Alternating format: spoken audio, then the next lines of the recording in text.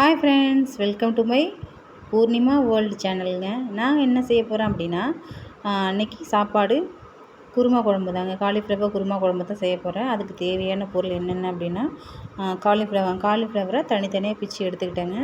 இதில் வந்து நிறைய புழுவும் இருக்கும், சரிங்களா? அதனால் பார்த்து நம்ம தனித்தனியாக பிச்சுக்கிட்டு கொஞ்சமாக தண்ணி, அந்த காலிஃப்ளவரில் போட்டுட்டு கொஞ்சம் உப்பு, கொஞ்சம் மஞ்சத்தூள் இதை போட்டு கொஞ்சம் கொதிக்க வச்சிடணும். தண்ணி உங்களுக்கு கொதிக்க வச்ச தண்ணி இருந்துச்சு அப்படின்னா இந்த காலிஃப்ளவர் அதிலே போட்டு ஒரு 10 நிமிஷம் வச்சுக்கலாங்க. இதுக்கு தேவையான பொருள் பெரிய வெங்காயம், தக்காளி, பூண்டு, இஞ்சி, பச்சை மிளகாய், கருவேப்பிலை, அவ்வளோதாங்க. நீங்கள் எப்படி செய்வீங்க அப்படின்றத கமெண்ட் பண்ணுங்கள். கிராமத்து முறையில் நாங்கள் இது எல்லாத்தையும் எண்ணெயில் போட்டு வதக்கி அதை நாங்கள் அரைச்சிருவோம், சரிங்களா? அரைச்சி தான் குழம்பு வைப்போம். நீங்கள் எப்படி வைப்பீங்க அப்படின்றதையும் கமெண்ட் பண்ணுங்கள். இதை கொஞ்சமாக நான் எண்ணெய் ஊற்றி வெங்காயம், தக்காளி எல்லாத்தையும் போட்டு நம்ம வதக்கணுங்க. வதக்கிறதுக்கு கொஞ்சம் உப்பு போட்டுக்கணும். கல் உப்பு கொஞ்சம் நான் ஏற்கனவே போட்டுக்கிட்டேன். அதுக்கு தேவையான மசாலா நம்ம என்னென்ன அரைக்க போகிறோம் அப்படின்னா, மல்லி குழம்புக்கு தகுந்த மல்லி எடுத்துக்கணும். அதிகமாக போட்டுக்கிட்டாலும் நல்லா இருக்காது, சரிங்களா? அரிசி அதிகம் போடக்கூடாதுங்க. அரிசி அதிகம் போட்டால் நுரைச்சி குழம்பு ரொம்ப நுரைச்சிக்கிட்டே இருக்கும். தேவையான சின்ன சீரகம், மிளகு, பெருஞ்சீரகம், வரமிளகாய், சரிங்களா? இதை நம்ம வறுத்து அரைக்க போகிறோம். வெங்காயம், தக்காளி எல்லாமே வதக்கி வச்சுருக்கோம். அதை எல்லாத்தையும் சேர்த்து அரைச்சி நம்ம குழம்பு வைக்க போகிறோம், அவ்வளோதாங்க, சரிங்களா? இது எல்லாத்தையும் நம்ம எண்ணெயில் போட்டு நான் வதக்கி தண்ணி எடுத்து வச்சுருக்கேன், ஆறட்டும்னு.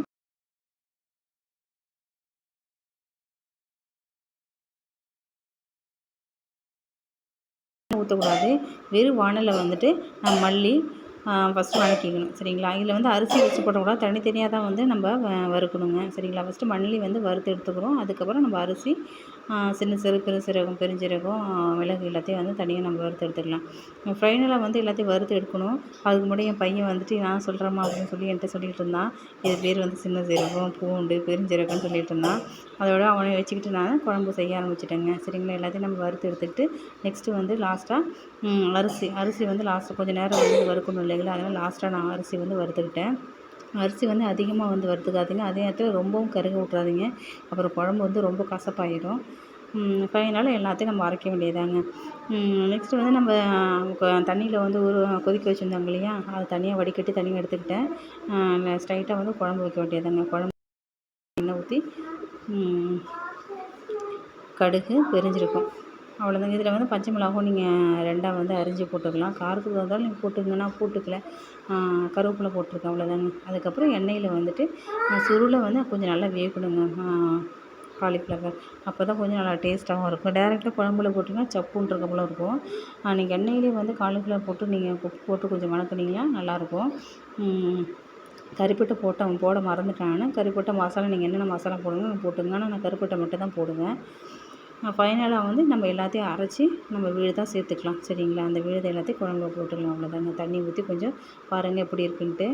இதில் கொஞ்சம் மஞ்சத்தூள் நீங்கள் அதிகமாக ஆட் பண்ணுங்கள், ஆட் பண்ணிக்கிங்க. நான் கம்மியாக தான் ஆட் பண்ணியிருக்கேன். பாருங்கள் ஃபைனலாக எப்படி கிரேவி பதத்துக்கு வந்துச்சு பார்த்தீங்களா?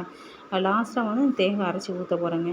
நீங்கள் முன்னாடியே தேங்காய் திருவி நீங்கள் அந்த வெங்காயம் தக்காளியோடு நீங்கள் அரைச்சிக்கிறந்தாலும் ஃப்ரை பண்ணிவிட்டு அதுக்கப்புறம் நீங்கள் அரைச்சிக்கிறதா அரைச்சிங்க. நான் லாஸ்ட்டாக தான் தேங்காய் துருவி நான் அரைச்சிக்கிட்டேங்க. இதோடு சேர்த்து பெருஞ்சீரகம் கொஞ்சம் ஆட் பண்ணிக்கிட்டேன்.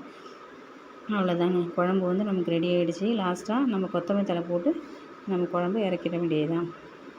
நாங்கள் கிராமத்தில் இப்படி தாங்க செய்வோம். நீங்கள் எப்படி செய்வீங்க அப்படின்றத கமெண்ட் பண்ணுங்கள். ரொம்ப நல்லாயிருக்கும். சாப்பாடு, தோசை, சப்பாத்தி, பூரி எல்லாத்துக்குமே நல்லாயிருக்கும். ட்ரை பண்ணி பாருங்கள்.